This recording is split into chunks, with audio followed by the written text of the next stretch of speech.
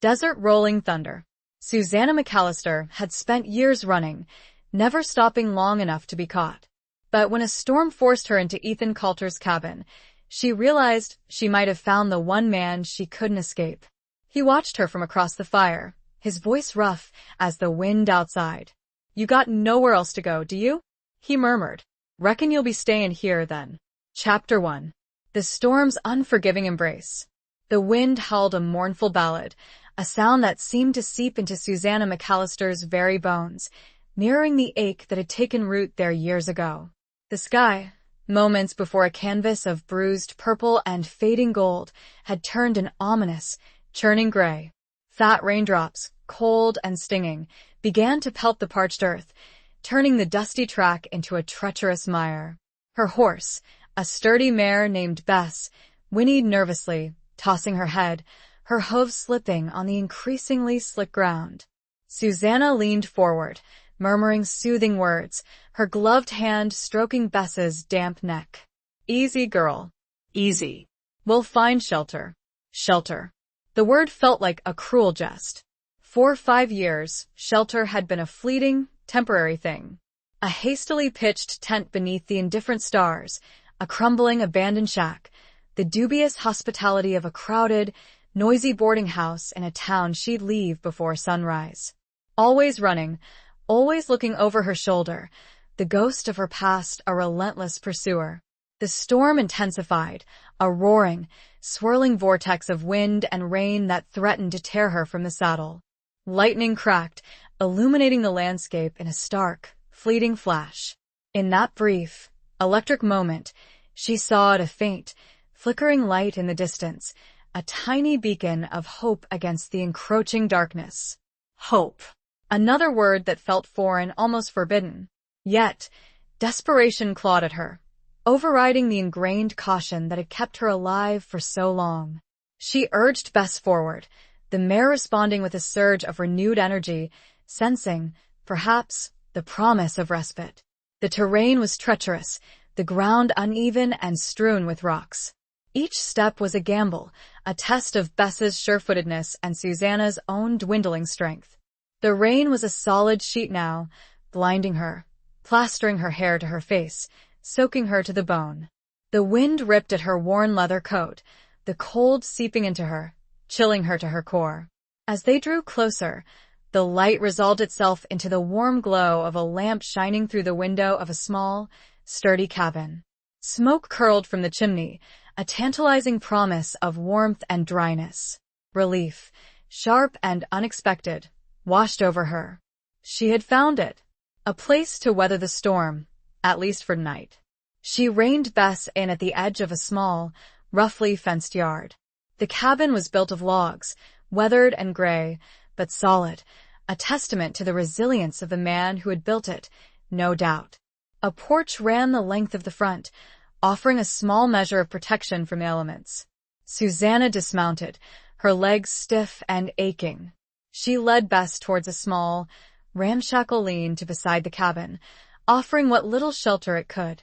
"Stay, girl," she murmured, her voice hoarse. "I'll be back." She hesitated before approaching the cabin door.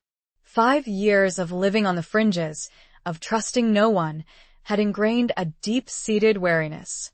What kind of man lived out here, alone, in this unforgiving wilderness? Was he a threat? Or could he, perhaps, be a temporary haven? She took a deep breath, the scent of wet earth and wood smoke filling her lungs. There was no turning back. The storm raged around her, a physical manifestation of the turmoil within her. She raised her hand and knocked, the sound loud and echoing in the sudden lull between gusts of wind. The door opened almost immediately, revealing a figure silhouetted against the warm, inviting light. He was tall, broad-shouldered, his presence filling the doorway. She couldn't see his face clearly, but she sensed a stillness about him, a quiet strength that both intimidated and intrigued her.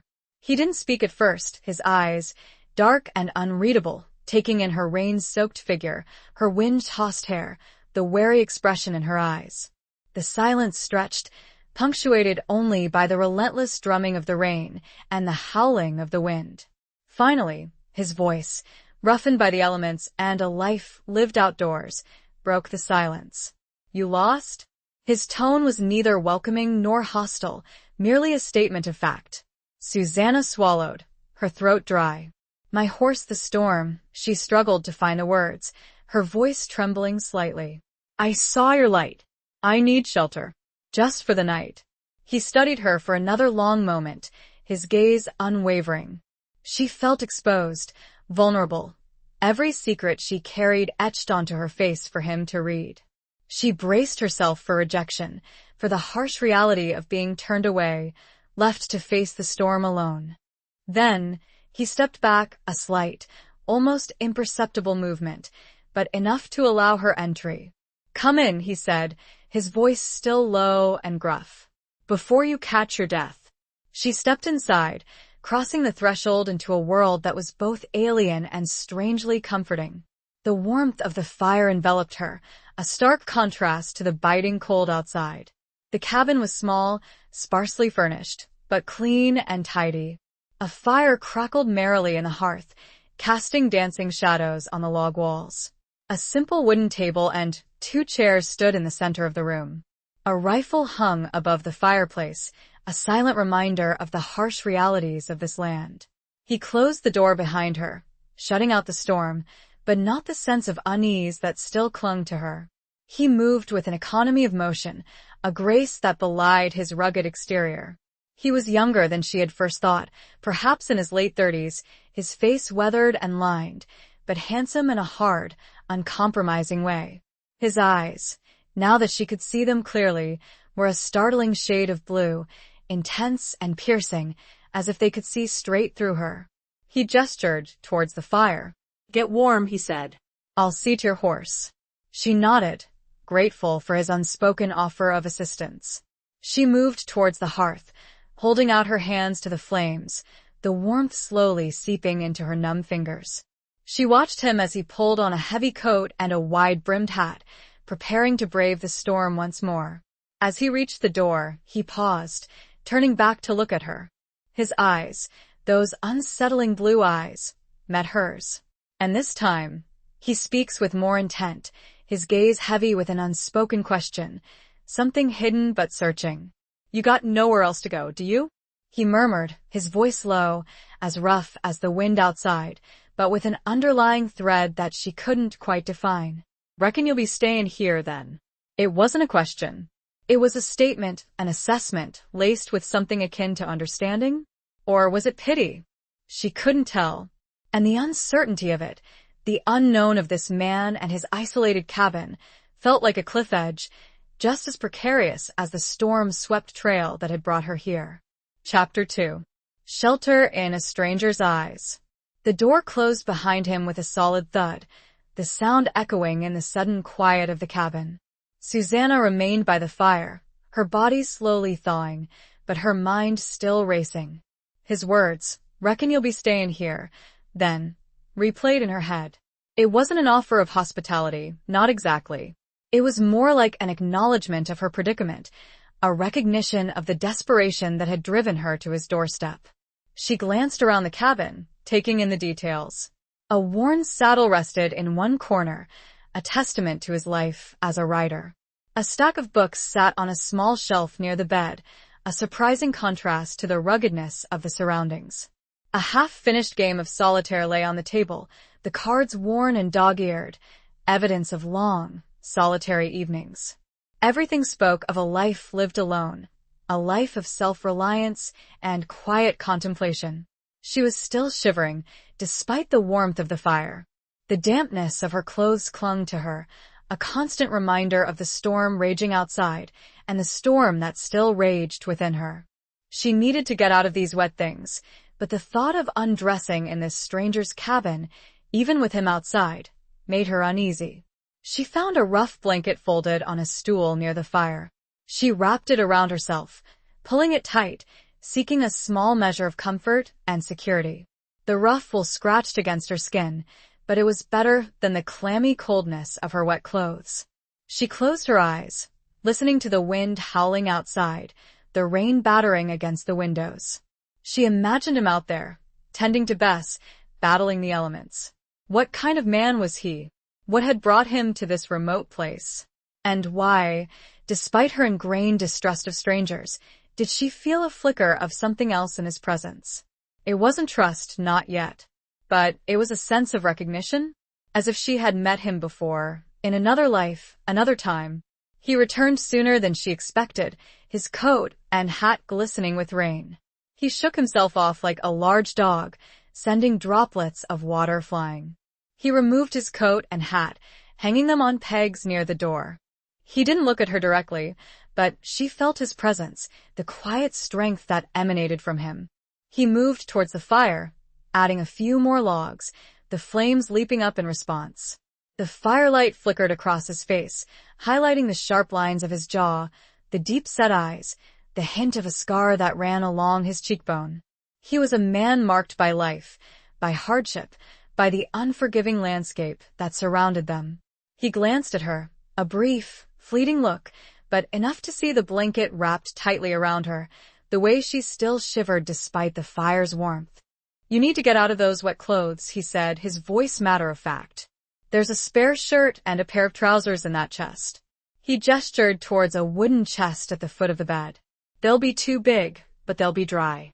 She hesitated, her cheeks flushing with a mixture of embarrassment and gratitude.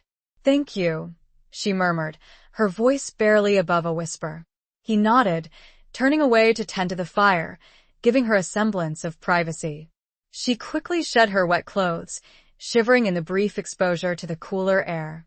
She found the shirt and trousers in the chest, as he had said. They smelled faintly of wood smoke and something else, something indefinably masculine, that made her heart beat a little faster. The clothes were, indeed, much too big. The shirt swallowed her whole, the sleeves hanging down past her hands. The trousers were loose and baggy, requiring her to roll them up several times at the waist. She felt ridiculous, almost comical, but the dryness was a welcome relief. She hung her wet clothes on a makeshift clothesline he had strung near the fire, hoping they would dry by morning. She sat back down on the stool, pulling the blanket around her again, feeling a little more human, a little less like a drowned rat. He had poured himself a cup of coffee from a pot that sat simmering on the hearth. He offered her one, holding out a chipped enamel mug. "Here," he said. "This'll warm you up." She took the mug, her fingers brushing against his. The contact was brief, accidental, but it sent a jolt of awareness through her. She looked up at him, meeting his gaze. His eyes, those intense blue eyes, held hers for a moment, and she saw something there, something that made her breath catch in her throat. It wasn't just assessment or pity. It was curiosity. And something else, something deeper, something that resonated with the hidden depths within her own soul. "Thank you," she said again, her voice steadier this time. She took a sip of the coffee, the hot liquid spreading warmth through her. It was strong and bitter, but it tasted like the best coffee she had ever had. He sat down in the chair opposite her, his own mug cradled in his hands. The silence settled between them again, but it wasn't uncomfortable. It was a companionable silence, the kind that can exist between two people who have shared a hardship, who have found a temporary refuge from the storm. He finally broke the silence, his gaze settling on her face. He takes a slow breath, the air around them thick with the scent of wet earth and burning wood, the unspoken tension a living thing between them. He looks at her, directly now, all pretense of disinterest gone.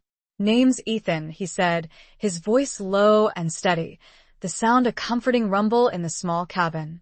"Ethan Coulter."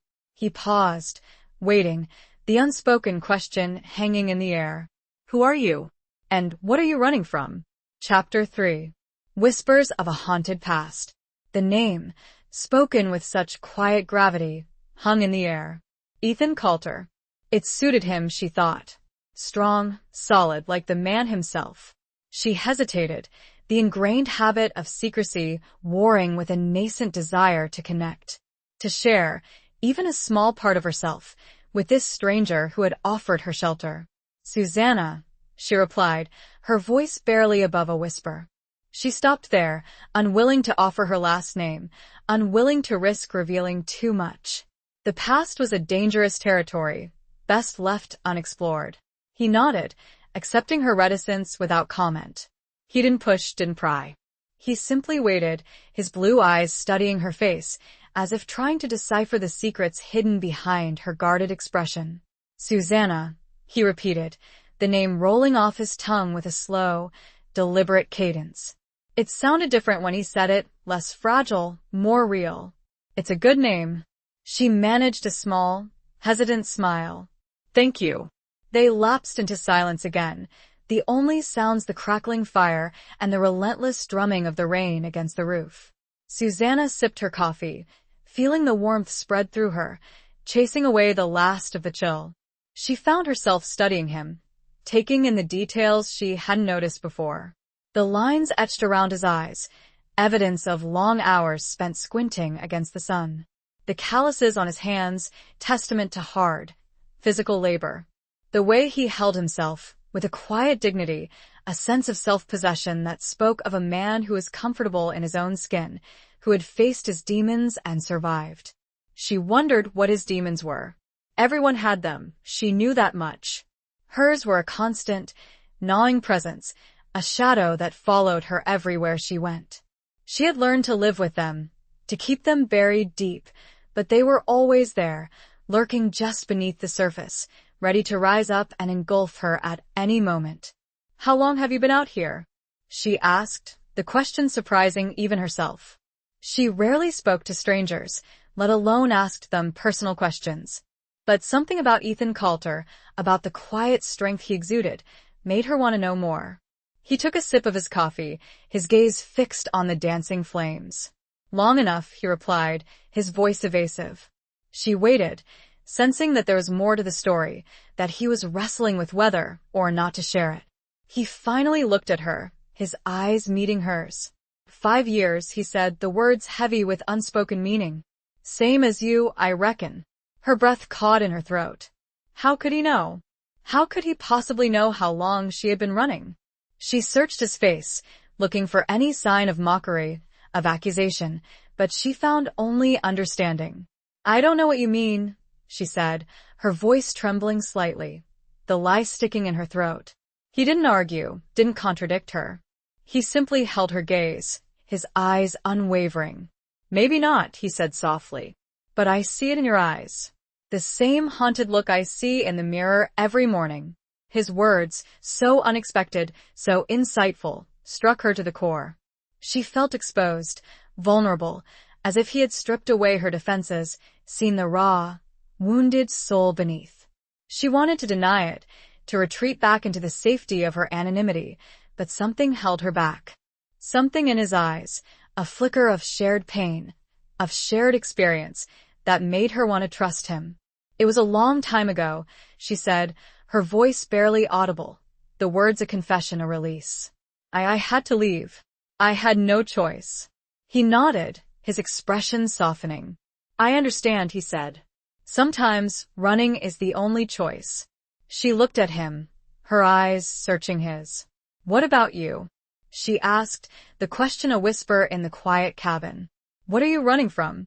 He hesitated, his gaze shifting back to the fire. The silence stretched, thick with unspoken emotions. She wondered if he would answer, if he would share his secrets with her, as she had, tentatively, shared hers. He takes another slow sip of his coffee, the firelight casting long, dancing shadows on the walls, illuminating the rugged lines of his face, the deep sorrow etched into his eyes. He turns to her, the silence finally breaking, the weight of his past heavy in his voice. A mistake, he said, his voice low and rough, the word a heavy burden. A mistake that cost me everything. The silence after is heavier, a story begging to be told, a past unwilling to stay buried. Chapter 4. The weight of unspoken words. The single word, mistake, hung in the air, heavy and laden with unspoken sorrow. Susanna waited, her heart pounding in her chest, sensing the depth of pain that lay beneath the surface. She knew that feeling, the crushing weight of a past that could never be undone, a mistake that haunted every waking moment. He stared into the fire, his profile etched against the flickering flames. The silence stretched, punctuated only by the crackling of the wood and the steady rhythm of his breathing. She didn't press him, didn't urge him to speak.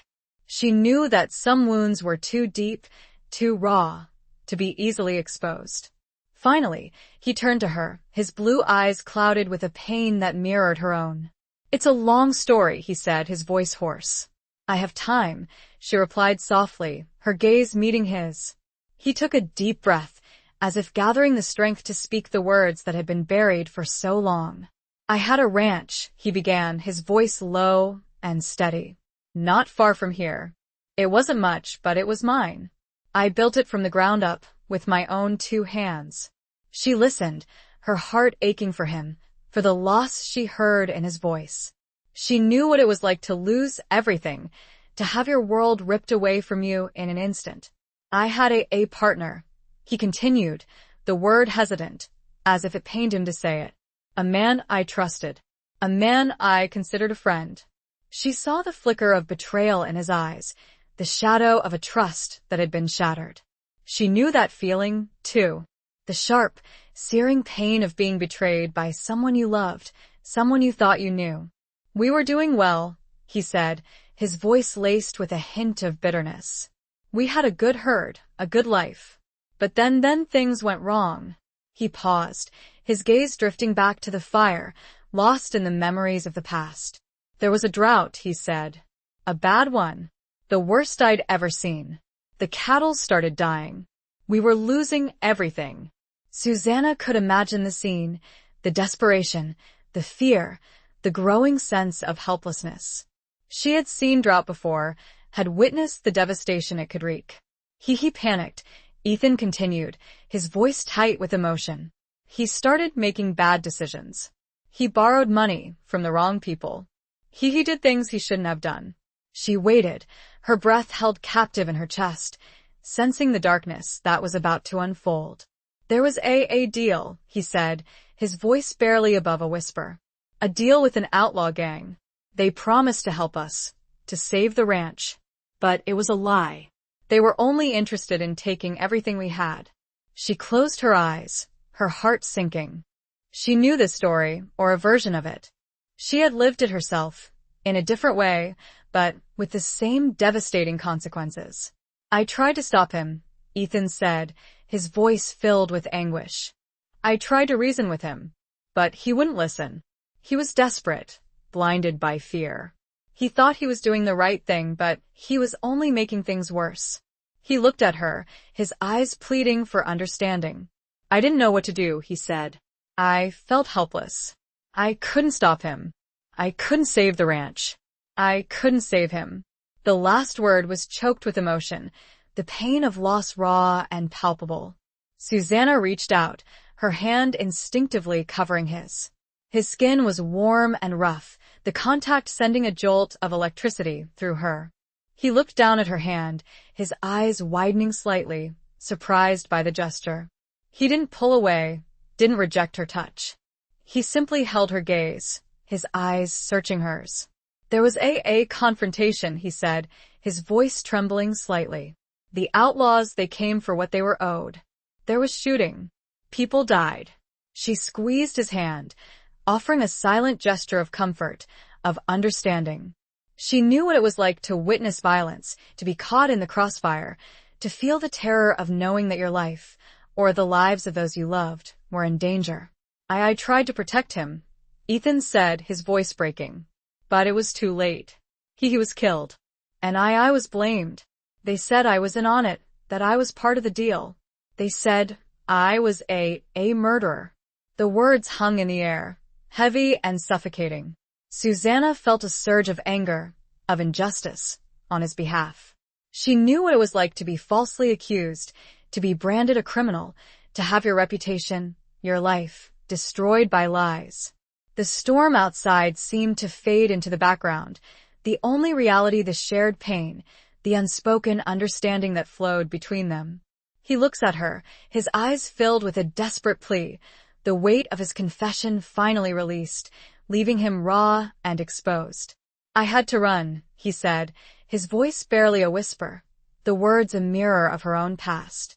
I had to leave everything behind. My ranch, my life, my name. The final word is laced with a bitterness that chills her, a reflection of the life stolen, the identity lost. Chapter 5. Beneath the watchful moon. The weight of his confession settled upon them, a shared burden in the dimly lit cabin. Susanna didn't withdraw her hand, her fingers still intertwined with his, offering a silent connection, a silent understanding that transcended words. She knew the pain of losing everything, of being forced to flee, of carrying the burden of a false accusation. I believe you, she said, her voice firm and unwavering. The words, simple as they were, held the weight of her own experiences, her own struggles. She saw the surprise in his eyes, the flicker of hope that ignited in their depths. He looked at her, his gaze searching, questioning. Why? He asked, his voice hoarse. Why would you believe me? You don't even know me. I know what it's like, she replied softly, her gaze meeting his. To be judged, to be condemned, without a chance to defend yourself. To have your life ripped away from you because of someone else's mistakes. She didn't elaborate, didn't offer details of her own past. It was enough, for now, for him to know that she understood, that she didn't judge him, that she saw the truth in his eyes. He squeezed her hand, his grip tightening slightly, a silent acknowledgement of her empathy, her understanding. He looked away, his gaze fixed on the fire, the flickering flames reflecting in his eyes. It's been 5 years, he said, his voice low and thoughtful. 5 years of living with this shadow. 5 years of wondering if I'll ever be able to clear my name, to reclaim my life. She nodded, her heart aching for him. She knew that feeling, the constant yearning for a past that could never be recovered, the longing for a future that seemed forever out of reach. What happened to the outlaws? She asked, her voice barely above a whisper. He took a deep breath, his jaw tightening. They were never caught, he said, his voice laced with bitterness. They disappeared, vanished into thin air. And I was left to carry the blame. She felt a surge of anger, of injustice, on his behalf. She knew how easy it was for the guilty to escape, for the innocent to suffer. It was a cruel reality of the world, a reality she had experienced firsthand. The silence stretched between them again, but it was a different kind of silence now. It was a silence filled with shared understanding, with a nascent connection that was slowly, tentatively, beginning to form. The storm outside had begun to subside, the wind dying down, the rain softening to a gentle drizzle. A sliver of moon peeked through the clouds, casting a pale, ethereal light through the window. Ethan stood up, his movements slow and deliberate. He walked over to the window, looking out at the night sky. Susanna watched him, her heart filled with a strange mixture of emotions. She felt a sense of kinship with him, a connection that defied logic, that transcended their brief acquaintance. He turned back to her, his face illuminated by the soft moonlight. He looked different somehow. Less guarded, less burdened. The pain was still there, etched in the lines around his eyes, but there was also a flicker of hope. Thank you, he said, his voice low and sincere. For listening. For believing me. She smiled, a small, hesitant smile, but a genuine one. You're welcome, she replied. He walked back towards the fire, sitting down in the chair opposite her. He picked up his coffee mug, but he didn't drink. He simply held it in his hands, his gaze fixed on the swirling liquid. He looks up, a different kind of question in his eyes, not about the past, but about the present, about the shared space they occupy. The moon casts long shadows across the room, highlighting the intimacy of the moment, the unspoken connection that has blossomed between two wounded souls. What about you, Susanna? He asked, his voice soft, gentle. What's your story? The question is an invitation, a tentative offering of trust, a bridge built across the chasm of their shared solitude. Chapter 6. Scars of Yesterday, Hopes of Tomorrow. The question hung in the air, a gentle probe into the carefully constructed walls around her heart. Susanna had anticipated it, dreaded it, and yet, A part of her yearned to answer, to share the burden she had carried for so long. Ethan's vulnerability had cracked open a door within her, a door she thought had been sealed shut forever. She looked at him, his blue eyes filled with a genuine concern, a compassionate curiosity that disarmed her. She saw no judgment there, no condemnation, only understanding. And in that understanding, she found a sliver of courage, a willingness to risk revealing the truth, at least a part of it. "It's complicated," she began, her voice hesitant, her fingers tracing the rim of her coffee mug. He nodded, encouraging her to continue without pressure. "Most things are," he said softly. She took a deep breath, steeling herself. "I had a family," she said, the words catching in her throat, the memories flooding back, sharp and painful. "A husband, a daughter." She paused. The image of her daughter's face, so vivid in her mind, brought a fresh wave of grief. It had been 5 years, but the pain was still raw, the loss still a gaping wound in her soul. Ethan waited, his silence a comforting presence, allowing her to navigate the treacherous waters of her past at her own pace. "We lived on a small farm," she continued, her voice trembling slightly, "in Texas. It wasn't much, but it was home." She closed her eyes, remembering the simple joys of that life. The warmth of the sun on her skin, the scent of freshly tilled earth, the laughter of her daughter as she chased chickens in the yard. It seemed like a lifetime ago, a dream that had been shattered into a million pieces. "My husband, he was a good man," she said, her voice choked with emotion. "Hardworking, honest. He loved us, he loved our daughter more than anything." She opened her eyes, meeting Ethan's gaze. She saw the empathy in his eyes, the understanding that came from having known love and loss. "There were problems," she said, her voice vague, unwilling to reveal the full extent of the darkness that had descended upon them. "Debts. Threats. We were struggling." She paused, her mind racing, trying to decide how much to reveal, how much to keep hidden. The truth was a dangerous weapon, one that could be used against her. "There was a man," she said, her voice barely above a whisper. "A wealthy landowner. He wanted our land. He made offers. My husband refused." She saw the flicker of recognition in Ethan's eyes. He knew this story, or a version of it. He had lived it himself, the struggle against powerful forces, the desperation of trying to protect what was yours. "Things escalated," she said, her voice trembling. "There were threats, violence. He wouldn't back down." She looked away, unable to meet his gaze, the memories too painful to bear. "One night they came," she said, her voice choked with emotion. "They set fire to our house. We barely escaped." She closed her eyes, the image of the flames, the heat, the terror, still vivid in her mind. She felt Ethan's hand reach out, covering hers, offering a silent gesture of comfort, of support. "My husband, he tried to fight them," she said, her voice breaking. He was killed.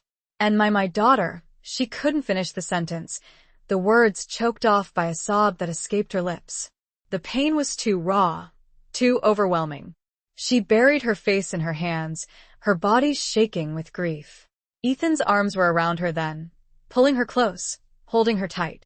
She clung to him, her tears soaking his shirt, the warmth of his body a comforting anchor in the storm of her emotions. He didn't speak, didn't offer empty platitudes. He simply held her, allowing her to grieve, to release the pent-up sorrow that she had carried for so long. And that shared pain, that silent embrace, under the remnants of the storm and the pale moonlight speaks louder than words. He finally pulls back a bit, not letting her go completely, his eyes looking at hers, filled with a depth of understanding that leaves her trembling. "They blamed you, didn't they?" he asks. It's not really a question. It's another shared truth. Chapter 7. A glimmer of trust in the wild. His words, soft yet piercing, struck her to the core. It wasn't a question, but an affirmation, a recognition of the cruel twist of fate that had defined her life for the past 5 years. "Yes," she whispered, her voice raw with the pain of that injustice. The tears had slowed, leaving a heavy ache in her chest, a weariness that seeped into her bones. He still held her, not as tightly as before, but his hands remained on her arms, a grounding presence, a silent offer of support. She looked at him, his face etched with a compassion that surprised her, a depth of understanding that went beyond mere sympathy. They said I was having an affair, she continued, the words bitter on her tongue. With the landowner. That I helped him. That I wanted my husband dead. The lies, so vicious, so cruel, still had the power to wound her, even after all this time. She had lived with the whispers, the accusations, the condemnation, the looks of scorn and pity. She had learned to armor herself against them, to bury her pain deep, but they still festered, a constant reminder of the life that had been stolen from her. They had no proof, she said, her voice gaining a sliver of strength. But it didn't matter. He was a powerful man. He had influence. The sheriff, he was in his pocket. She saw the flicker of anger in Ethan's eyes, a righteous indignation that mirrored her own.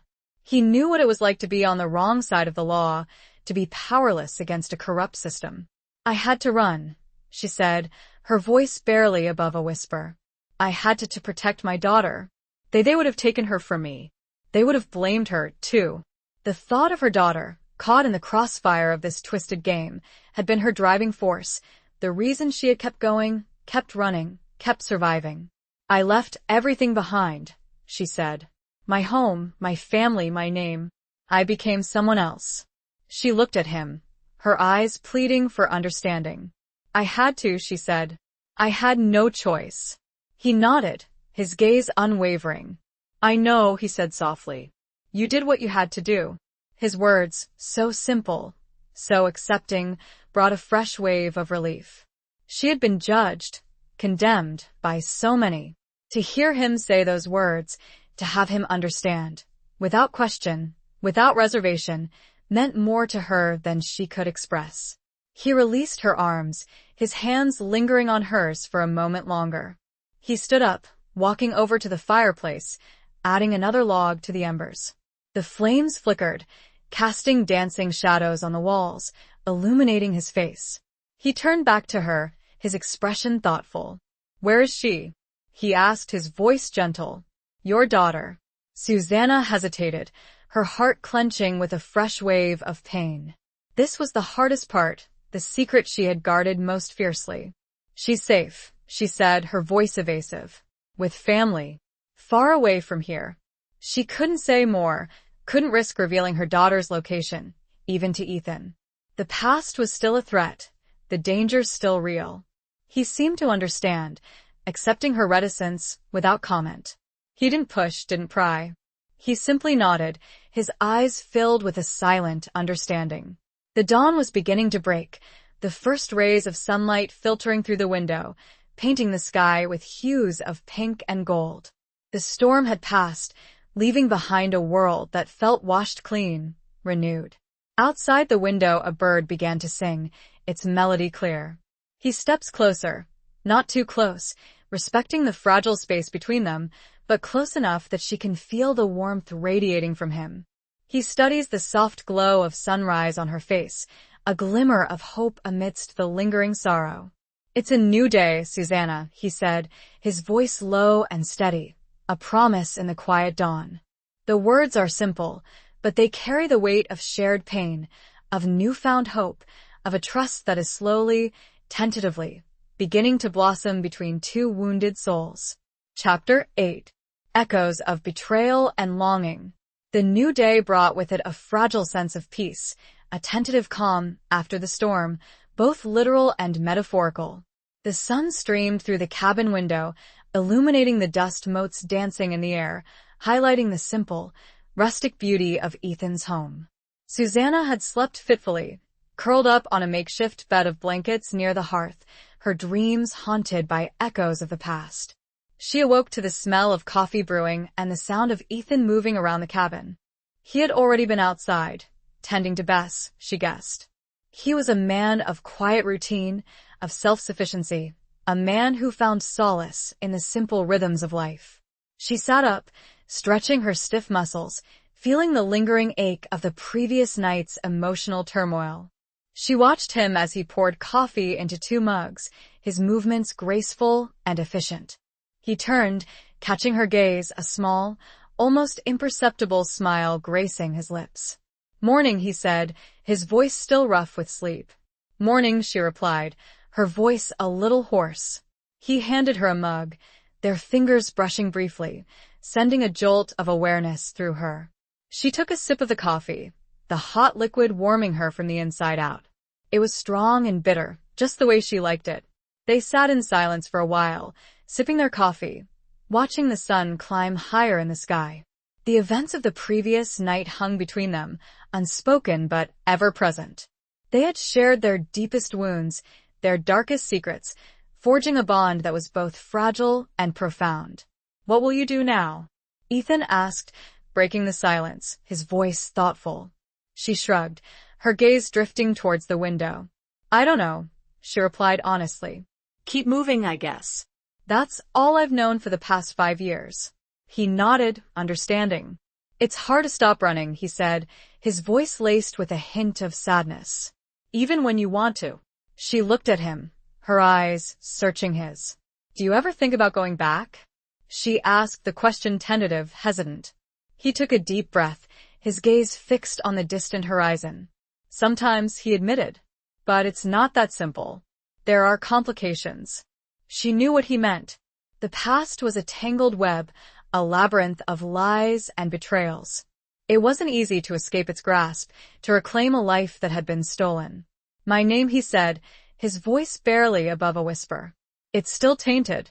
There are people who would still want to see me pay for a crime I didn't commit." She felt a surge of empathy for him, a shared understanding of the burden he carried.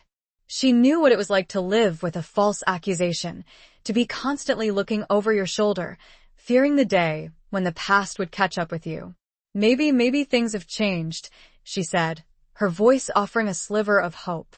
"Maybe there's a way to clear your name." He looked at her, his eyes filled with a mixture of longing and doubt.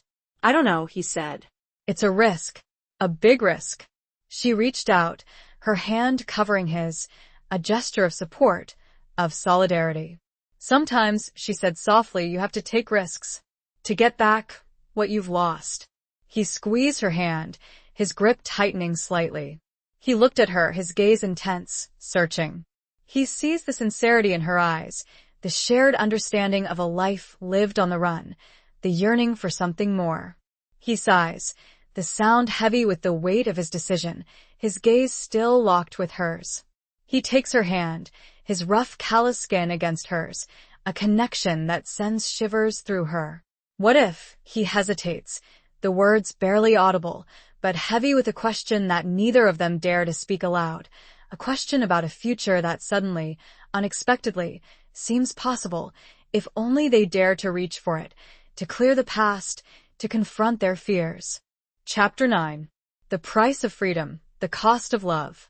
The unfinished question, what if, hung in the air, a fragile bridge between their separate pasts and a potential, shared future.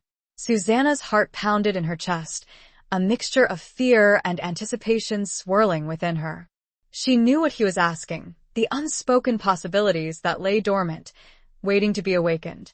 She looked at him, her gaze unwavering, her hand still held firmly in his. "What if what?" she prompted gently, her voice barely above a whisper. He took a deep breath, his blue eyes searching hers, as if seeking reassurance, permission, a sign that she was willing to take this leap of faith with him. "What if we tried?" he said, his voice low and hesitant. "What if we went back? Together. To clear my name. To find your daughter." The words, so unexpected, so audacious, took her breath away. It was a reckless proposition, a dangerous gamble, but it was also tempting. The thought of reclaiming her life, of reuniting with her daughter, of finally putting the past to rest, filled her with a longing so intense it almost overwhelmed her. But fear, that constant companion, still gnawed at her.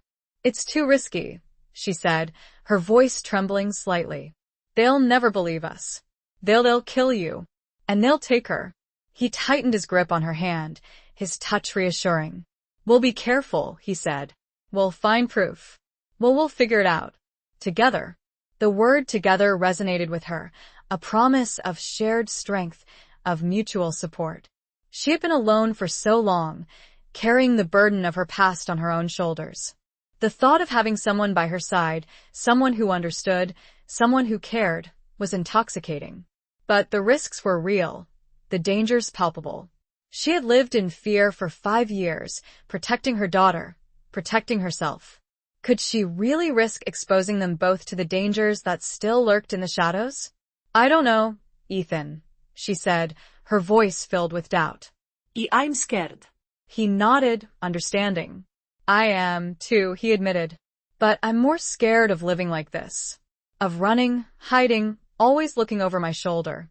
I want my life back. And I want you in it." His words, so honest, so vulnerable, melted the last of her resistance.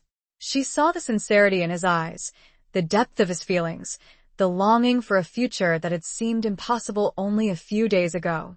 She looked at him, her heart filled with a mixture of fear and hope. She had spent so long running, hiding, protecting herself.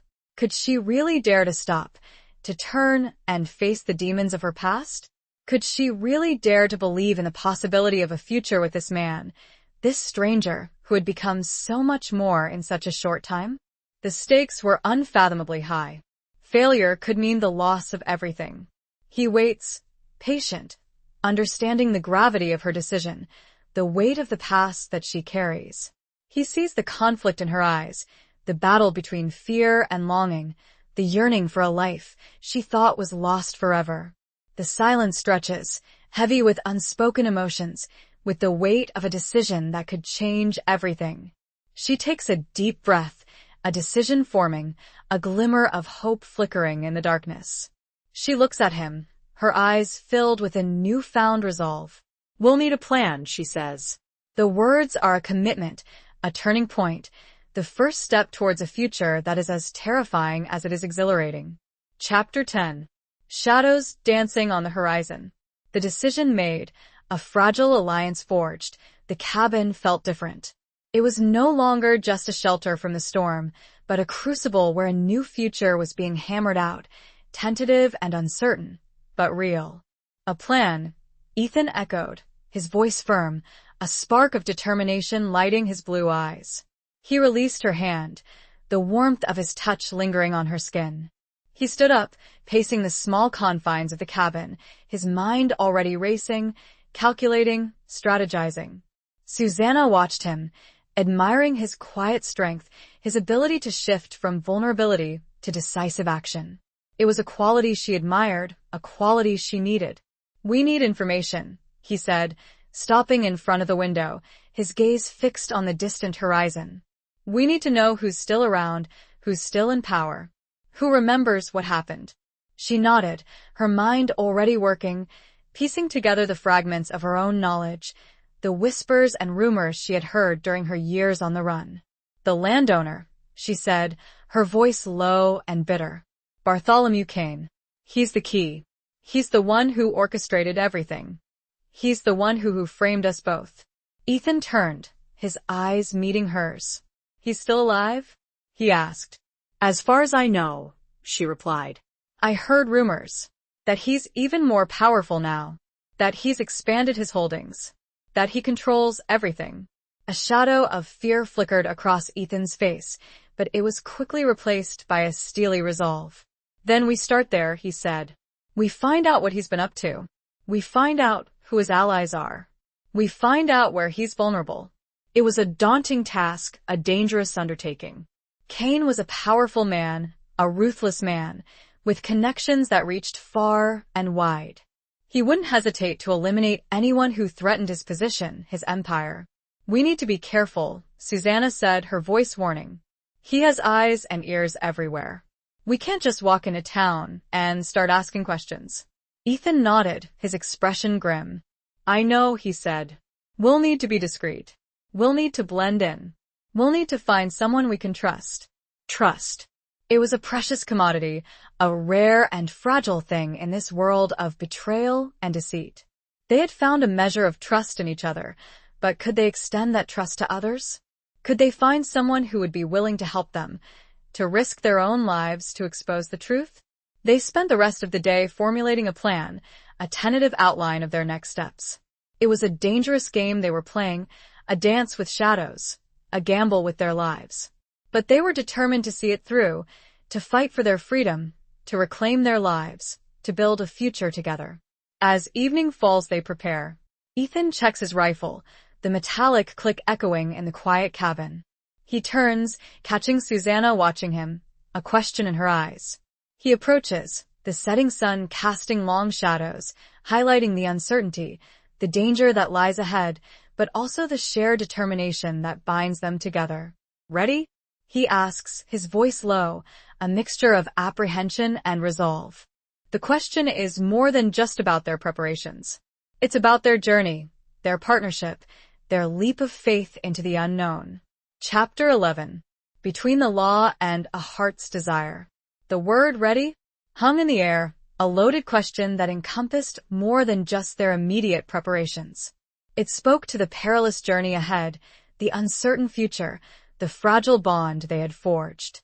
Susanna looked at Ethan, his face etched with a mixture of apprehension and resolve, and knew that her answer would define not only their next steps, but the very essence of their relationship.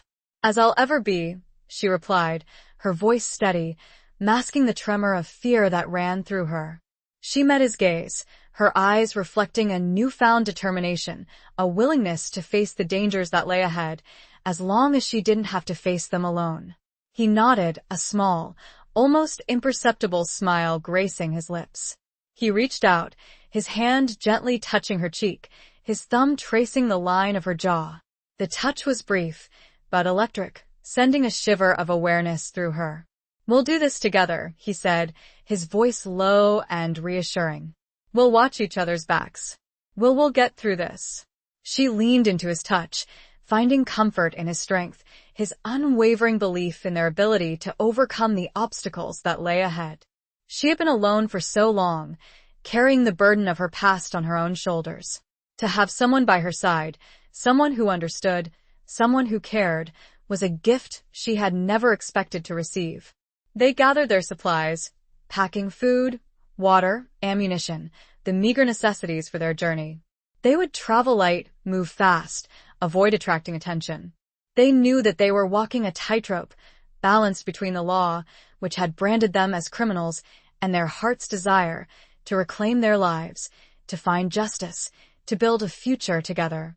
They left the cabin under the cover of darkness, the moon a sliver in the sky, the stars their only witnesses. Bess whinnied softly as Susanna mounted, the mare sensing the tension, the uncertainty of the journey ahead. Ethan rode a sturdy gelding he had kept hidden, a horse as rugged and resilient as its owner.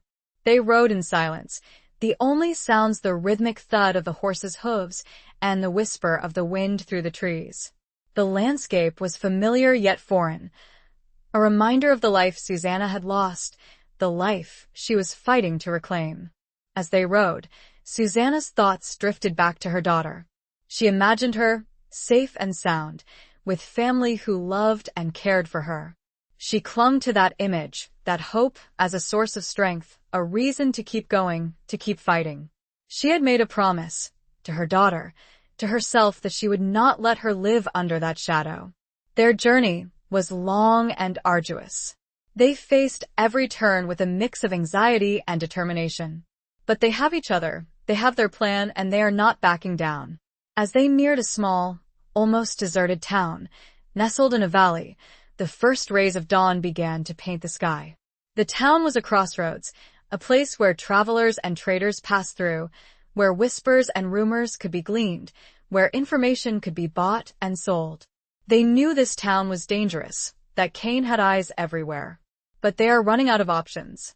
Ethan stops on a ridge overlooking the town, the buildings still shrouded in the morning mist.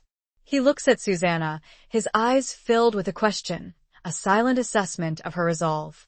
The danger is palpable, the risk immense, but the potential reward, a chance at a new life, a chance at justice, is too great to ignore.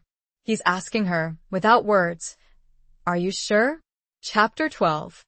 The Unveiling of Hidden Truths. The silent question, are you sure?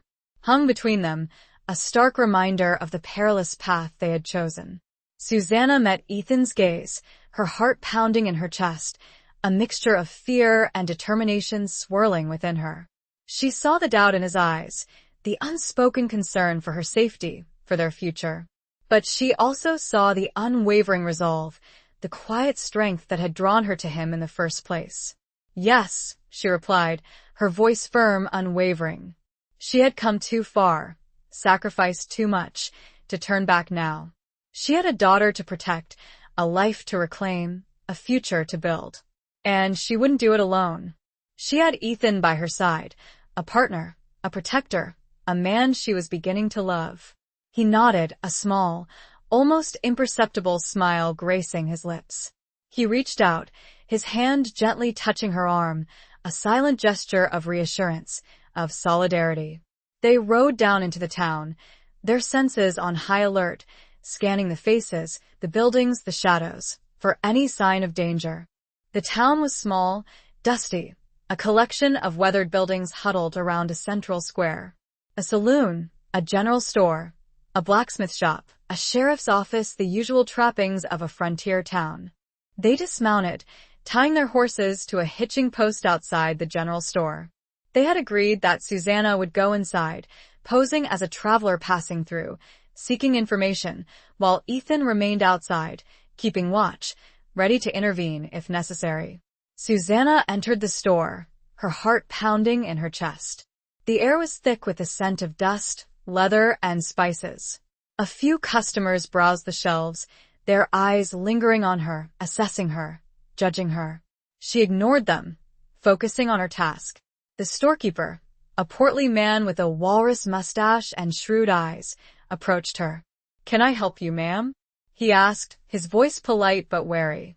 "Just passing through," Susanna replied, her voice steady, masking her nervousness. "Looking for supplies."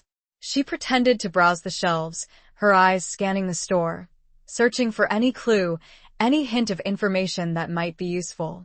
She overheard snippets of conversation, whispers and rumors about cattle prices, weather patterns, and Bartholomew Kane. His name, spoken with a mixture of fear and respect, sent a shiver down her spine. He was still a powerful force in this town, his influence permeating every aspect of life. She gathered the courage to ask a question, her voice casual, as if it were an afterthought. "I heard there was some trouble around here a few years back," she said, her gaze fixed on a shelf of canned goods. "Something about a rancher. A fire." The storekeeper's eyes narrowed, his expression hardening. "That's old news, ma'am," he said, his voice curt. "Best not to dwell on the past." She persisted, her voice still calm, but with a hint of urgency. I heard the rancher was innocent," she said. "That he was framed." The storekeeper's gaze flickered, a flicker of something in his eyes. Fear? Guilt? She couldn't tell. "That's just rumors," he said, his voice evasive. "The law dealt with it. The man was guilty." Susanna knew he was lying, or at least, withholding the truth. She pressed further, her voice low and insistent. "I heard there was a woman," she said. "His wife. She escaped. She knew the truth." The storekeeper's face paled, his eyes darting nervously around the store.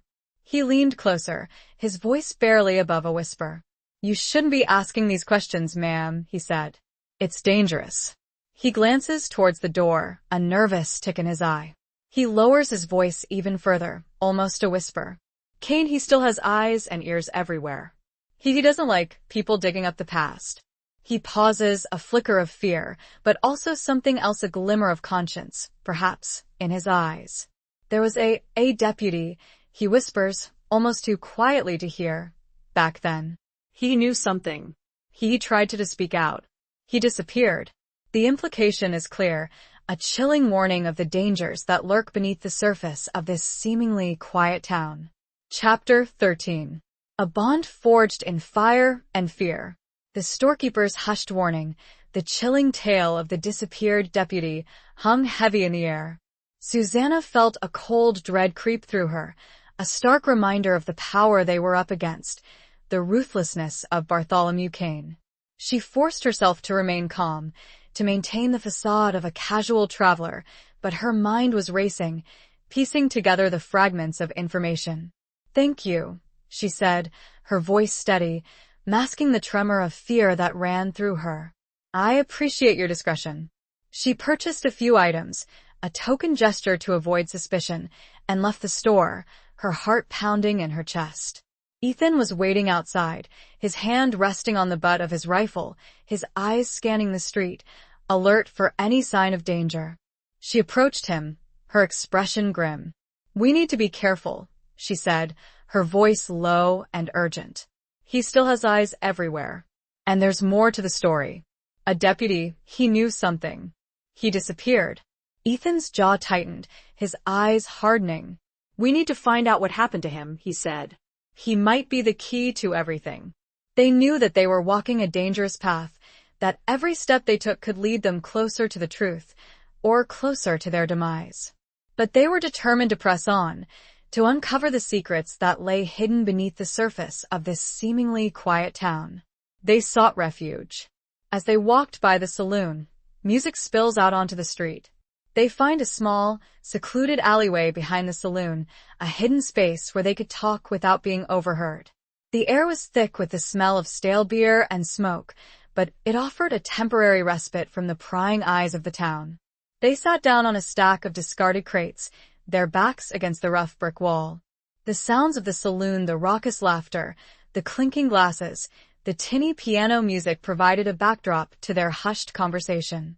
"We need to find someone we can trust," Susanna said, her voice barely above a whisper. "Someone who knows the truth, someone who's willing to help us." Ethan nodded, his expression thoughtful. "It won't be easy," he said. "Kane has a long reach. He's bought and paid for most of this town." They lapsed into silence, their minds racing, searching for a solution, a way forward. The weight of their task, the immense power of their adversary, pressed down on them, a suffocating burden. Ethan reaches, taking her hand. She's surprised, but doesn't pull away. He looked at her, his blue eyes filled with a mixture of determination and something else. Something deeper, something that made her heart beat faster. "We can do this," he said, his voice firm, unwavering. "We have to. For your daughter. For us." His words, so simple, so sincere, gave her a renewed surge of strength, of hope. She squeezed his hand, her fingers intertwining with his, a silent acknowledgement of their bond, their shared purpose. They were in this together, bound by fire and fear, by a shared past and a desperate hope for a future. He looks toward the entrance to the alley, then back at Susanna, his eyes filled with a silent promise. "We're not alone," he whispered, his voice barely audible above the sounds of the saloon. The statement is both a reassurance and a warning, a reminder that they have each other, but also that they must remain vigilant, that danger lurks around every corner. Chapter 14. The Reckoning of Old Wounds. The words, "we're not alone," sent a shiver down Susanna's spine, a mixture of fear and reassurance. They were in this together, but they were also vulnerable, exposed, surrounded by potential enemies. She looked at Ethan, his eyes scanning the alleyway entrance, his hand still holding hers, a silent connection in a world of uncertainty. They remained hidden in the shadows, listening, watching, waiting.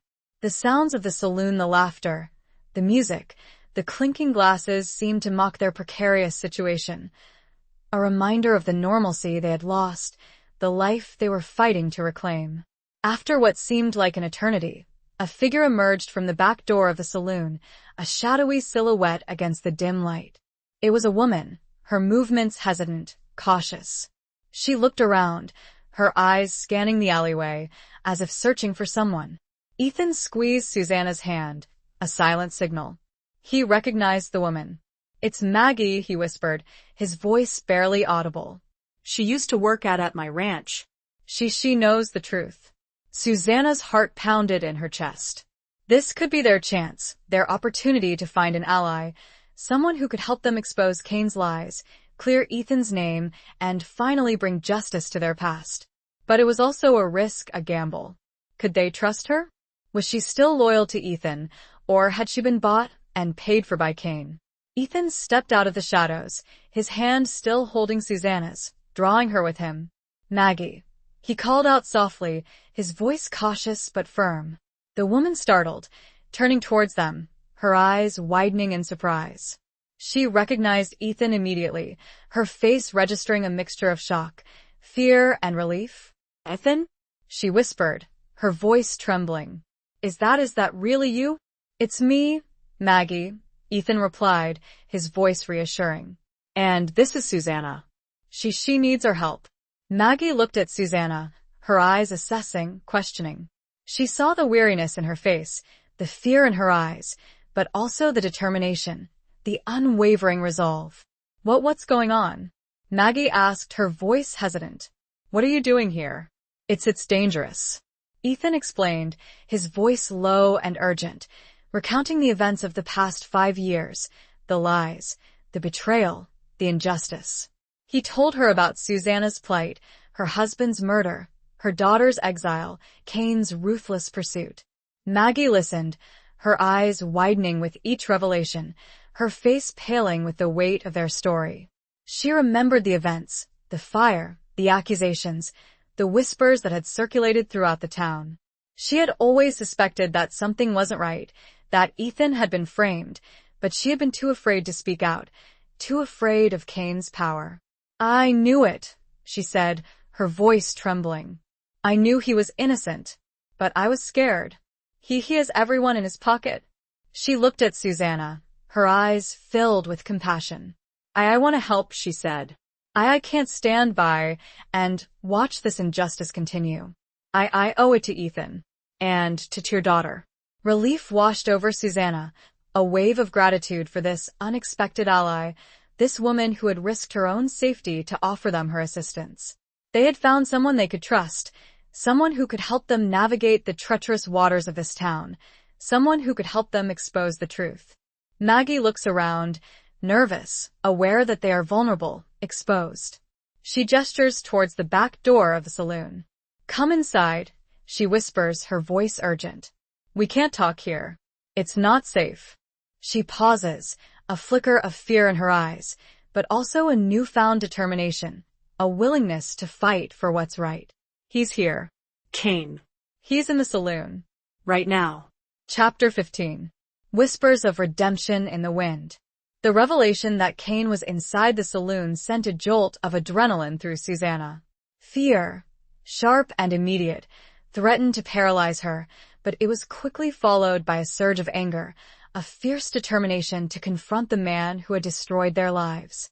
She looked at Ethan, his face a mask of grim resolve, his hand tightening around hers.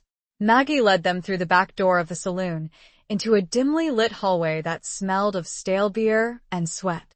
The sounds of the saloon, the raucous laughter, the clinking glasses, the tinny piano music were muffled here, creating an eerie silence that heightened their tension. Maggie guided them to a small, dusty room at the end of the hallway, a storage room filled with barrels, crates, and discarded furniture. It was a cramped, claustrophobic space, but it offered a semblance of privacy, a place where they could talk without being overheard. "He's in the main room," Maggie whispered, her voice trembling slightly. "With his men. He comes here every week to collect his dues." Susanna's blood ran cold. Cain's presence was a tangible threat, a constant reminder of the danger they were in. But it was also an opportunity, a chance to gather information, to find a weakness, to expose his lies. "We need to know what he's planning," Ethan said, his voice low and urgent. "We need to find evidence, something we can use to clear my name, to bring him to justice." Maggie nodded, her eyes filled with a mixture of fear and determination. I can try to listen," she said. I can try to find out what he's saying. But I need to be careful. He trusts no one." It was a risky proposition, a dangerous gamble. If Maggie were caught, the consequences would be dire. But they had no other choice. They needed information, and Maggie was their only link, their only hope. Susanna reached out, her hand touching Maggie's arm, a gesture of gratitude, of solidarity. "Thank you," she said, her voice sincere, for risking your life for us." Maggie smiled, a small, hesitant smile, but a genuine one. I owe it to Ethan," she said. And to you. "And to everyone he's hurt." Maggie left the room, her movements slow and deliberate, blending into the shadows of the hallway. Ethan and Susanna remained in the storage room, their hearts pounding in their chests, waiting, listening, praying that Maggie would return with the information they needed. The wait was agonizing, each minute stretching into an eternity. The sounds of the saloon seemed to intensify, the laughter, the music, the clinking glasses, a mocking reminder of the carefree world that existed just beyond the walls of their hiding place. Ethan takes her hand, a comforting warmth in the cold and damp room. After what seemed like a lifetime, Maggie returned, her face pale, her eyes wide with a mixture of fear and excitement. She closes the door behind her, her back against it, as if to keep the darkness at bay. She looks at Ethan, then at Susanna, her breath coming in ragged gasps. "I heard him," she whispered, her voice trembling.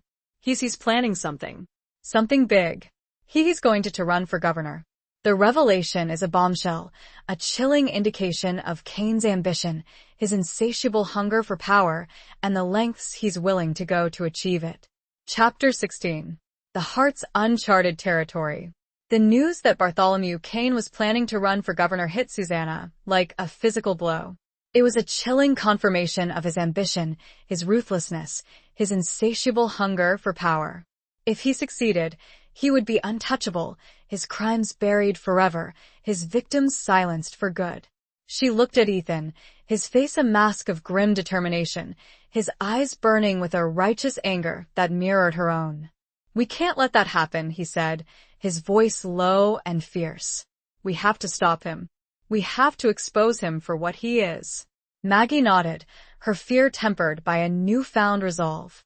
"I heard him talking," she said, her voice trembling slightly. "He's got people working for him. Powerful people. In the capital. He's got it all planned out." The situation was even more dire than they had imagined. Cain wasn't just a local tyrant, he was a spider at the center of a vast web of corruption, his influence reaching far beyond this small town. They were up against a formidable enemy, a man with power, money, and connections. "We need proof," Susanna said, her voice firm, despite the tremor of fear that ran through her. "Something concrete. Something we can take to someone who will listen. Someone who isn't in his pocket." "There's a newspaper editor," Maggie said, her voice hesitant. In the capital. He's known for being honest. Independent. He might be willing to listen." It was a long shot, a desperate gamble, but it was their only hope. They had to find a way to get their story out, to expose Cain's crimes to the world, to prevent him from achieving his ultimate ambition. They spent the next few hours formulating a plan, a detailed strategy for gathering evidence, contacting the newspaper editor, and exposing Cain's corruption. It was a dangerous undertaking, a perilous journey into the heart of Cain's power, but they were determined to see it through. As the evening wore on, the sounds of the saloon began to die down. Cain and his men had left, their departure marked by a chilling silence that settled over the town. Maggie guided Ethan and Susanna out of the saloon, through the back alleys, to a small, hidden room above a stable, a safe haven where they could rest and prepare for the next stage of their journey. The room was sparsely furnished, but it was clean and dry, a welcome respite from the tension and fear of the past few days. Maggie brought them food and water, simple provisions that tasted like a feast after their ordeal. As they ate, Susanna found herself watching Ethan, his face illuminated by the soft glow of a single lamp. She saw the weariness in his eyes, the lines of stress etched around his mouth, but she also saw the unwavering determination, the quiet strength that had drawn her to him from the beginning. She had come to rely on him, to trust him, to love him. The realization hit her with a force that took her breath away. She had been so focused on survival, on protecting her daughter, on seeking justice, that she hadn't allowed herself to acknowledge the feelings that had been growing between them. But now, in this quiet moment, in this safe haven, she could no longer deny the truth. She loved him. Ethan looked up, catching her gaze. He smiled, a small, tired smile, but a genuine one. He reached out, his hand covering hers, his touch sending a warmth through her that chased away the chill of the room. "We'll get through this," he said, his voice low and reassuring. Together. The space between them feels smaller. The air is charged, a feeling deeper and more profound than simple partnership blooming. He takes a breath, as the silence amplifies the unspoken emotions. His eyes, filled with weariness, but also a tender warmth, look into hers. He is no longer just a stranger who offered her shelter, nor just a partner in a quest, but a man. And she, no longer just a woman running. He speaks, and it isn't about plans. Susanna. He whispers her name, the sound a caress, a question and affirmation all in one. The single word, spoken with such tenderness, is a testament to the uncharted territory their hearts have entered. Chapter 17. Where loyalty and love collide. The way he spoke her name, Susanna, a soft, tender caress, sent a shiver down her spine, a wave of emotion that washed over her, leaving her breathless and trembling. It was a confirmation of the unspoken feelings that had blossomed between them, a recognition of the love that had taken root in the midst of danger and uncertainty. She looked at him, her eyes searching his, her heart pounding in her chest. She saw the weariness in his face, the lines of stress etched around his mouth, but she also saw the love, the tenderness, the longing that mirrored her own. She reached out, her hand gently touching his cheek, her fingers tracing the line of his jaw. His skin was rough, weathered by the sun and wind, but his touch was gentle, his gaze filled with a warmth that melted her defenses, leaving her vulnerable and exposed. "Ethan," she whispered, her voice barely audible, her own name a breath of shared intimacy. He leaned into her touch, his eyes closing for a moment, savoring the connection, the simple act of human contact that had been so rare in their lives, so precious in this moment of shared vulnerability. He opened his eyes, his gaze locking with hers. He didn't speak, didn't need to. The words were unspoken, but the emotions were palpable, a silent language of love and longing that flowed between them.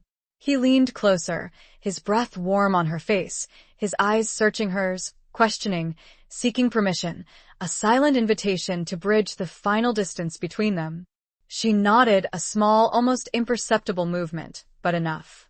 He cupped her face gently, and he kissed her.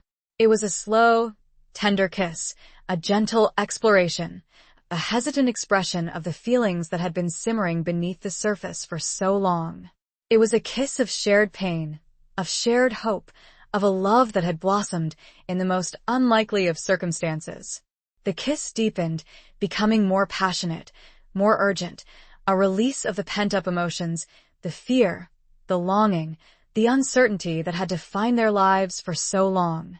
It was a kiss that spoke of a future they might have, a future they were fighting for, a future together. They broke apart, breathless, their eyes locked in a gaze of shared understanding, of unspoken promises. The world outside the danger, the uncertainty, Kane's looming threat seemed to fade away, replaced by the intimacy of this moment, the reality of their love. But reality, harsh and unforgiving, soon intruded. A distant sound, the clatter of horses' hooves, the shouts of men shattered the fragile peace, a stark reminder of the dangers that still lurked, the battle that still awaited them. Ethan pulled away, his face instantly alert, his hand instinctively reaching for his rifle. "We need to go," he said, his voice urgent, the tenderness replaced by a steely resolve. "They're coming." Susanna nodded, her heart pounding in her chest, the fear returning, sharp and immediate. But this time, she wasn't alone. She had Ethan by her side, and she had a love to fight for, a future to protect. They gathered their belongings, their movements quick and efficient, preparing to flee, to continue their perilous journey, their quest for justice, their fight for a future together. Their eyes meet before leaving. They share a look before stepping into the shadows. It's more than determination. It's a silent vow, a promise forged in the crucible of danger and love, a testament to their unwavering commitment to each other, to their future, no matter the cost. Chapter 18. The fading echoes of a former life. The sounds of pursuit, the thundering hooves, the angry shouts echoed in the night, driving Ethan and Susanna onward, pushing them to their limits. They fled through the back alleys, across moonlit fields, their horses straining, their hearts pounding in their chests. They knew that Kane's men were relentless, that they wouldn't stop until they had captured them, or worse. They rode for hours, pushing their horses to the brink of exhaustion, navigating the treacherous terrain, guided only by the stars and Ethan's knowledge of the land.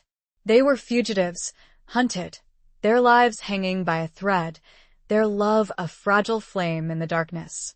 As dawn approached, they found a small, secluded canyon, a hidden oasis amidst the rugged landscape.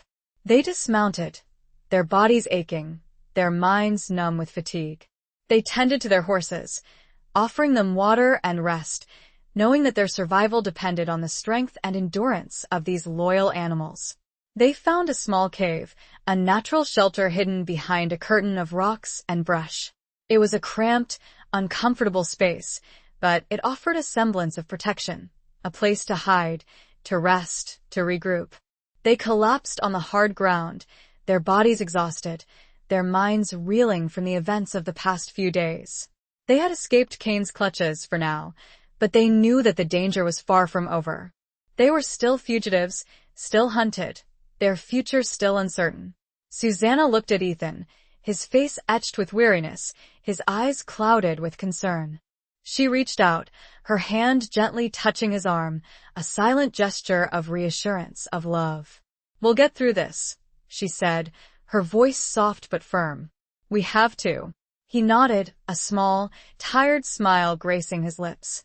He reached out, his hand covering hers, his touch sending a warmth through her that chased away the chill of the cave. They spent the day in hiding, resting, recovering, planning their next move. They knew that they couldn't stay here forever, that they had to keep moving, to find a way to reach the newspaper editor in the capital, to expose Kane's crimes, to clear Ethan's name, to secure their future. As evening approached, they prepared to leave, their hearts heavy with the weight of their task, the uncertainty of their journey. They had come so far, survived so much, but they still had a long way to go. Ethan looked at Susanna, his eyes filled with a mixture of love, determination, and regret.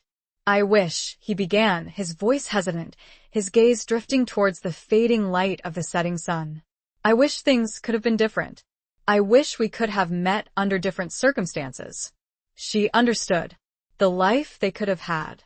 She nodded, her heart aching with the same longing, the same regret. She, too, wished for a different past, a different life, a life where they could have met as ordinary people, fallen in love without the shadow of danger, of fear, hanging over them. She leaned in and kisses him softly. They emerge from the canyon, as twilight turns the world soft and gray. He looks at her, as the wind carries the scent of dust and distant rain, the echoes of their former lives fading into the vast expanse of the open landscape. He takes her hand. "Let's go," he says. There's a quiet determination, no turning back, the final destination clear in his mind. The capital, the newspaper editor, the final confrontation with Kane. Chapter 19. A dawn of sacrifice and surrender. The journey to the capital was long and arduous, a relentless test of their endurance, their courage, and their love. They traveled under the cover of darkness, avoiding towns and settlements, sticking to the back roads, the hidden trails, always vigilant, always on guard. They knew that Kane's reach extended far and wide, that his men were still searching for them, that the danger was ever present. They faced numerous obstacles, weathered storms, navigated treacherous terrain, and evaded capture on several occasions, their bond strengthening with each challenge, their love deepening with each shared moment of fear and hope. They relied on each other, trusted each other, their lives intertwined, their destinies inseparable.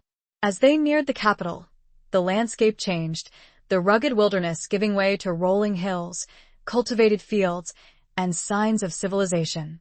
The city, a sprawling metropolis of buildings and streets, loomed before them, a beacon of hope and a symbol of danger. They knew that they were entering the lion's den, that Kane's power was at its strongest here, that their chances of success were slim. But they were determined to press on, to reach the newspaper editor, to expose Kane's crimes, to fight for their future.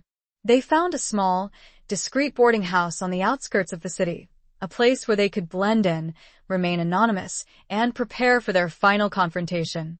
They secured a room, a cramped, sparsely furnished space, but it offered a temporary sanctuary, a place to rest, to plan, to strategize.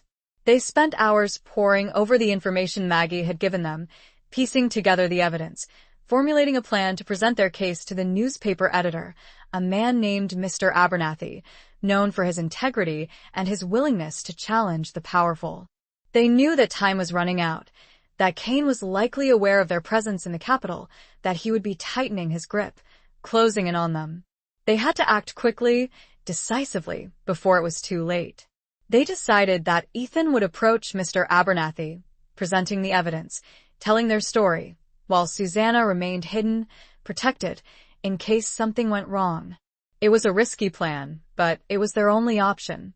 The next morning, Ethan left the boarding house, his heart pounding in his chest, his mind racing with a mixture of fear and determination. He walked the streets of the capital, his senses on high alert, scanning the faces, the buildings, the shadows, for any sign of danger. He reached the newspaper office, a modest building tucked away on a side street. He entered, his hand resting on the butt of his concealed pistol, prepared for anything. He found Mr. Abernathy, a man with a stern face and intelligent eyes, a man who looked like he wouldn't be easily intimidated. Ethan told his story, presented the evidence, his voice firm and unwavering, despite the tremor of fear that ran through him.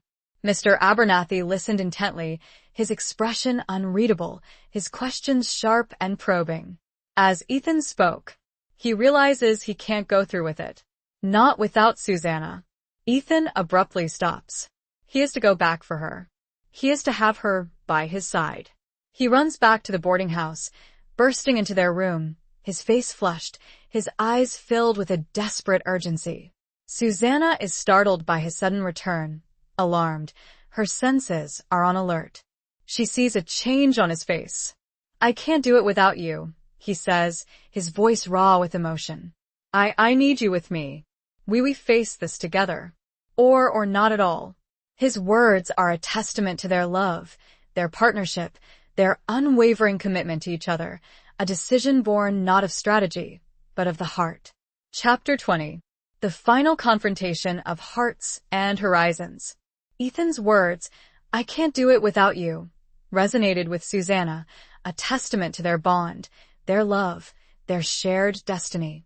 She saw the raw emotion in his eyes, the vulnerability, the unwavering commitment, and knew that he was right.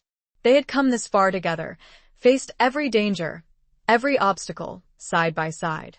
They would face this final confrontation together, or not at all.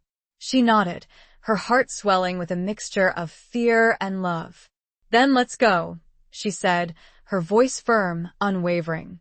They returned to the newspaper office, their steps resolute, their hands clasped tightly together. They entered, their presence commanding attention, their faces etched with a determination that could not be ignored. Mr. Abernathy looked up, surprised by their return, his eyes questioning. Ethan introduced Susanna, his voice filled with a quiet pride, a deep respect. "This is Susanna," he said. She's my partner. She's been through it all with me. She knows the truth. We tell the story together." Mr. Abernathy nodded, his gaze shifting to Susanna, his eyes assessing, probing. He saw the strength in her face, the resilience in her eyes, the unwavering spirit that had survived so much. They told their story, their voices intertwined, their memories weaving a tapestry of betrayal, loss, and unwavering hope. They presented the evidence, the fragments of information Maggie had provided, the whispers and rumors they had gathered, the pieces of a puzzle that, when assembled, revealed a picture of corruption, greed, and murder.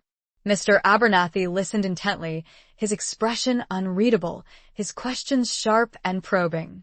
He challenged them, tested them, pushed them to reveal every detail, every nuance of their story. As they spoke, the door to the office burst open, and two men stormed in, their faces hard, their hands resting on their guns. They were Kane's men, their presence a chilling reminder of the danger that still lurked, the power they were up against. "Bartholomew Kane sends his regards," one of the men said, his voice menacing, his eyes fixed on Ethan and Susanna. He doesn't appreciate you spreading lies about him." Ethan stepped forward, shielding Susanna, his hand reaching for his own concealed weapon. "We're not spreading lies," he said, his voice firm, unwavering. "We're telling the truth. And the truth is going to come out." A tense standoff ensued, the air thick with the threat of violence. Mr. Abernathy, to his credit, stood his ground, his eyes flashing with defiance. "Get out of my office," he said, his voice commanding, his gaze fixed on Kane's men. I won't be intimidated. I am going to publish this story. The truth will be known." Kane's men hesitated, surprised by Mr. Abernathy's unexpected resistance. They had expected fear, submission, not defiance. Suddenly, the sound of sirens pierced the air, the approaching clamor of law enforcement, a sign that someone, somewhere, had alerted the authorities. Kane's men, realizing that they were outnumbered, outmatched, backed down, retreating from the office, their faces filled with a mixture of anger and fear. Ethan and Susanna stood their ground, their hands still clasped tightly together, their hearts pounding in their chests. They had faced their final confrontation, survived their ultimate test, and emerged victorious. Mr. Abernathy looked at them, his eyes filled with a newfound respect. "I'll publish your story," he said, his voice firm, unwavering. "Every word. Kane will be exposed. Justice will be served." He looks at them with understanding and an offering of an olive branch. "The authorities are on their way," he said. "You need to leave. Now. Before Kane finds another way to silence you." He pauses. "Go. And don't look back." They share one last look, the newspaper office and the city behind them, knowing their future is uncertain, but free. Epilogue. The train rattled along the tracks, carrying Ethan and Susanna away from the city, away from the shadows of their past, towards a future that was uncertain, but filled with a newfound hope. They sat side by side, their hands clasped tightly together, their bodies weary, but their spirits soaring. They had left the capital behind, the newspaper office, Mr. Abernathy's promise, the looming threat of Kane, all fading into the distance, like a nightmare receding with the dawn. They had done what they had set out to do, exposed Kane's crimes, cleared Ethan's name, and secured a measure of justice for themselves, for their lost loved ones. The newspaper article, published just days after their departure, had caused a sensation, sparking outrage, investigations, and ultimately, Kane's downfall. He had been arrested, his empire crumbling, his power shattered, his victims finally vindicated. Ethan and Susanna had watched the events unfold from afar, reading the newspaper reports with a mixture of relief, satisfaction, and a lingering sadness. They had won, but the victory had come at a cost. They had lost so much, suffered so much, and the scars of the past would always remain. But they had also found something precious, something unexpected, something that made all the suffering worthwhile. They had found each other.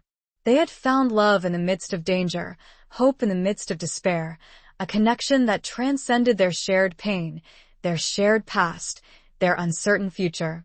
They had decided to return to Ethan's ranch, or what was left of it. The land was still there, the house a charred ruin, a stark reminder of the past, but also a symbol of resilience, of the possibility of rebuilding, of starting anew. They had sent word to Susanna's daughter, telling her the truth, inviting her to join them, to build a new life together, a family forged in the crucible of hardship and love. The reunion was tentative, but the promise of love, the open horizon, the possibility of tomorrow was there. As the train sped onward, the landscape unfolding before them, a vast expanse of open sky, rolling hills, and distant mountains, Ethan looked at Susanna, his eyes filled with a love that was deep, unwavering, and true. He leaned over and kissed her, a slow, tender kiss, a promise of a future together, a future filled with hope, with love, with the quiet joy of a life reclaimed, a dream realized. The sun was setting, painting the sky with hues of gold and crimson, a breathtaking panorama that mirrored the beauty of their love, the resilience of their spirits, the promise of a new dawn. They knew the road ahead wouldn't be easy. They would be rebuilding not only the ranch but their lives, their trust. But there was peace. And there was tomorrow. They have their land, their love. A home that no longer is a temporary refuge. A new life on the wide open frontier. And they were not alone.